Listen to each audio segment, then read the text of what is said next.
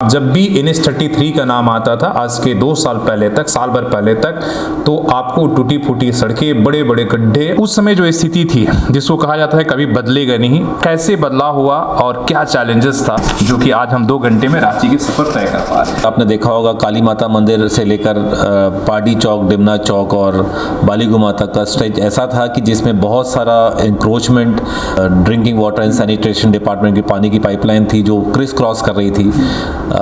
उसमें JUCNL की lines थी, HT लाइन्स थी, अंडरग्राउंड लाइन्स थी, बट शहर वाले पोर्शन में ये काफ़ी सारे इश्यूज थे। तो हमने उतना पोर्शन डीस्कोप करके वहाँ एक एलिवेटेड कॉरिडोर का एक प्रपोजल डाला जो कि एक्सेप्ट किया गया। मिनिस्टर साहब ने भी एक्सेप्ट किया कि हाँ होना चाहिए। और आज की डेट में हमारे दोनों जो पैकेज थे, दोनों को हमने कमर्शियली ऑपरेशनल करके दोनों टोल प्लाजा स्टार्ट कर दिया है। तो इससे कंटिन्यूस पूरा रांची से लेकर बहुलिया तक ये पूरा स्ट्रेच 4 लेन हो जाएगा। जो ड्राइविंग टाइम है, ट्रैवल टाइम है और कम हो जाएगा। नमस्कार, सोशल संवाद में स्वागत है। मैं हूं शशि भूषण। मेरे साथ जो है रांची NHI के प्रोजेक्ट डायरेक्टर हैं कर्नल अजय कपूर जी। और सर की सबसे बड़ी उपलब्धि है कि आप जब भी NH-33 का नाम आता था आज के 2 साल पहले तक, साल भर पहले तक, तो आपको टूटी फूटी सड़कें, बड़े बड़े गड्ढे और यहाँ तक ये स्थिति थी कि जमशेदपुर से रांची जाने के लिए हमें वैकल्पिक मार्ग को तलाशना होता था। कोई चाई बसा, कोई चक्रधरपुर, वैसे तरह किया जाता था। जिस मामले को लेकर हाई कोर्ट से लेकर तमाम तरह की कोशिशें हुई, कई सरकारें और गई, लेकिन स्थिति नहीं सुधरी। लेकिन एक व्यक्ति जब ये PD बनकर आते हैं, 2 सालों में इन्हें सूरत बदल दी। और इसके साथ ही NHI NH-30 के साथ जमशेदपुर के लिए एक बड़ा सौगात भी, डबल डेकर जो एलिवेटेड कॉरिडोर बनने जा रहा है, जो आप देख रहे हैं कि पार्टी से लेकर इधर की जो एरिया है जहाँ चौड़ीकरण नहीं हुआ, उसको लेकर आपने कई बार अखबारों में सुना होगा, पढ़ा होगा। तो आज हमारे साथ वह शख्स है। सर से बात करते हैं कि जब आपने कार्यभार संभाला था, हालांकि सर आपकी बैकग्राउंड जो है इसलिए कि आप सेना से हैं, तो उस समय जो स्थिति थी जिसको कहा जाता है कभी बदलेगा नहीं, इस तरह के, इसलिए कई सरकारें आई गई, बदल गई, सांसद बदल गए, सरकार बदल गई, लेकिन स्थिति नहीं सुधरी थी। कैसे बदलाव हुआ और क्या चैलेंजेस था और आज की स्थिति में, जो कि आज हम 2 घंटे में रांची की सफर तय कर पा रहे हैं। मैं कर्नल अजय कपूर आर्मी से डेपुटेशन पर NHI में आया था 8 अगस्त 2020 को। उस वक्त कोविड महामारी का एकदम भीषण फेज चल रहा था, जिसमें कोई मूवमेंट नहीं था, सब कुछ बंद था, रॉ मटेरियल नहीं आ रहा था। जब हम पहुंचे तो वाकई ये प्रोजेक्ट में काफ़ी सारे ऐसे इश्यूज थे जो रिजॉल्व नहीं हो पाए थे अभी तक। उसमें जो कि आपने देखा होगा काली माता मंदिर से लेकर पार्टी चौक, डिमना चौक और बालीगु माता का स्ट्रेच ऐसा था कि जिसमें बहुत सारा इंक्रोचमेंट, पानी की पाइपलाइन जो drinking water and sanitation department की पानी की पाइपलाइन थी जो क्रिस क्रॉस कर रही थी। उसमें JUCNL की लाइन्स थी, HT लाइन्स थी, अंडरग्राउंड लाइन्स थी।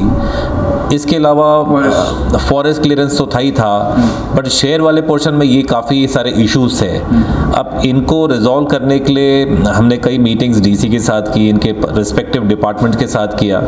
कहीं कहीं पे कुछ प्रतिशत उसका रिस्पांस मिला, कहीं कहीं पे नहीं मिला। तो हमने देखा है कि इस तरीके से तो कुछ साल ऑलरेडी हो गए, ऐसे साल और भी निकलते जाएंगे। तो हमने एक डिसीजन लिया, एक मेजर डिसीजन लिया कि हमने वो पोर्शन जहाँ पर ये ट्रबल स्पॉट था उसको डीस्कोप कर दिया। डीस्कोप करके हमने उसमें सिर्फ सर्विस रोड और वहाँ की साइड की ड्रेन बनाई, और बीच में हमने 10 मीटर का एक मीडियन छोड़ के हमने कहा कि हम इसमें पूरा एलिवेटेड फ्लाईओवर बना देंगे। क्योंकि किसी का जो ग्राउंड पे सिचुएशन ऐसी थी कि कोई भी अपनी जगह से जो इंक्रोचमेंट थे वो पीछे जाने को तैयार नहीं थे।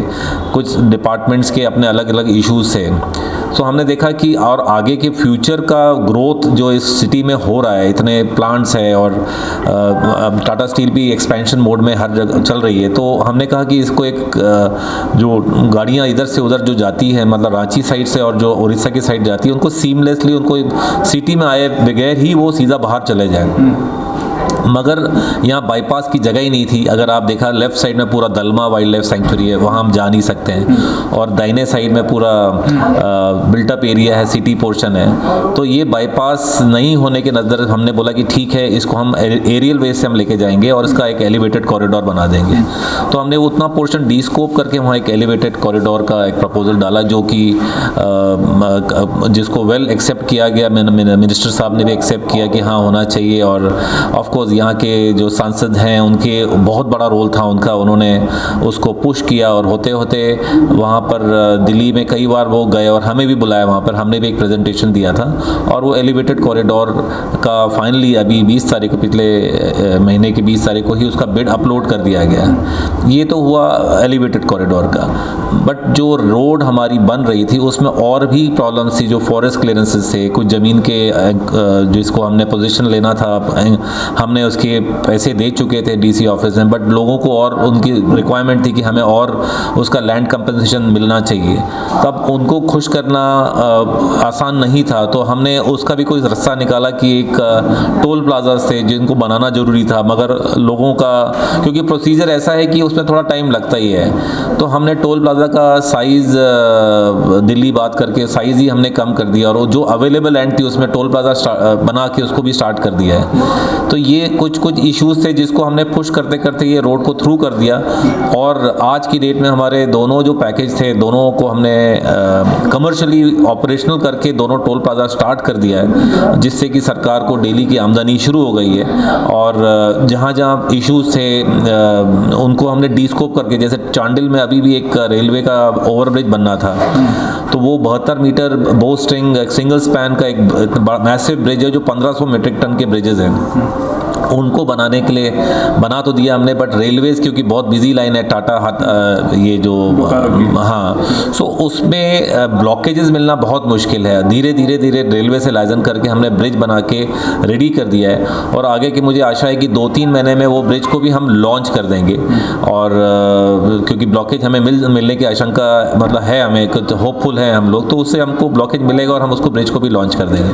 तो इससे कंटिन्यूस पूरा रांची से लेकर महुलिया तक ये पूरा स्ट्रेच 4 लेन हो जाएगा, और लोगों को अभी तक जो इतनी सहूलियत मिल रही है, थोड़ी सहूलियत और अच्छी हो जाएगी, और सीमलेस एक ट्रैवल हो जाएगा इस हाईवे पे, और जो ड्राइविंग टाइम है, ट्रैवल टाइम है, और कम हो जाएगा। सर, मेरा सवाल ये है कि 2 साल तक यहाँ तक कि नेशनल मीडिया, आप बड़ी मीडियाओं ने इस NH 33 का जब नाम आता था, जब आंकड़े निकालते थे मौत और एक्सीडेंट के, इतने पथहौल और गड्ढे थे कि उन्होंने एक तरह से डेथ स्पॉट या डेथ रोड उन्होंने घोषित कर दिया था।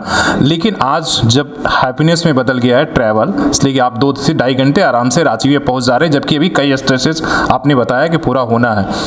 अब जो है ये जो आपके पीरियड रहा सर, अब इससे सेवानिवृत्त हो रहे हैं, तो आपके लिए अगर बोले खुशी के मोमेंट और कोई ये रह गई नहीं ये पूरा करना था और अगर वक्त मिलता तो दोनों एक्सपीरियंस कैसा रहा और क्या है आपकी? अच्छा, आपका क्वेश्चन बहुत ही दुरुस्त है। देखिए, कोई भी प्रोजेक्ट डायरेक्टर चाहेगा कि उसकी जो प्रोजेक्ट है वो 100% पूरा कंप्लीट हो जाए, और हमारा एम वही था कि हम उसका प्रोजेक्ट को पूरा करें। आपको एक चीज़ बता दें कि जो आपने कहा था कि कोर्ट ने भी सुओ मोटो केस फाइल किया था इतने साल पहले। हम जब आए, जब कोर्ट की तारीख होती थी और हम वहाँ पर जवाब देते थे, तो हमने रियलाइज़ किया कि हम ही जवाब दे रहे हैं, जो जिनके कारण ये डिले हो रहा है वो क्यों नहीं है। तो अगली बार से फिर हमने अपने एफिडेविट में वो जितनी एजेंसी थी जिसके कारण हमारा ये रोड का काम डिले हो रहा था, हमने उनको अभी नाम लेना शुरू किया। तो फिर कोर्ट ने उनको भी तलब करना शुरू कर दिया, तो things started moving in the right direction. जब जिसको अगर कोर्ट का सामान आए तो वो फिर भी वो रिएक्ट करते ही हैं। तो ऐसे कई डिपार्टमेंट्स हैं जिनको नोटिस गए, फिर वो लोग फिजिकली वहाँ जज साहब के सामने खड़े हुए हैं। तो मुझे लगता है कि उसके कारण भी बहुत जल्दी चीज़ें आगे बढ़ने लगी।